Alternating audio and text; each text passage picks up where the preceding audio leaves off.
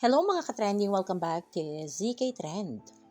Good morning mga kabablis! Today is the day na nga sa first kick-off event ng Tayo sa Wakas movie ng Don Bell at syempre at the same time official poster launch na din.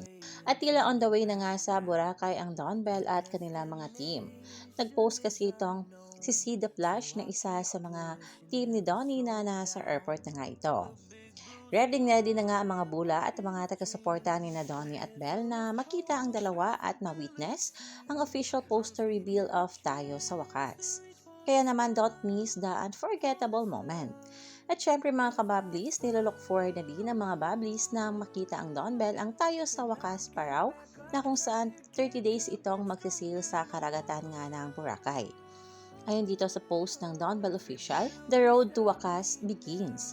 From the shores of Boracay where everything feels like a dream, pero hindi lahat ng kwento may masayang ending. For the next 30 days, April 17 to May 17, our Tayo sa Wakas Parao will sail, carrying a story that hits too close, yung tipong kahit gaano kaganda ang simula, may mga wakas na hindi mo kayang pigilan.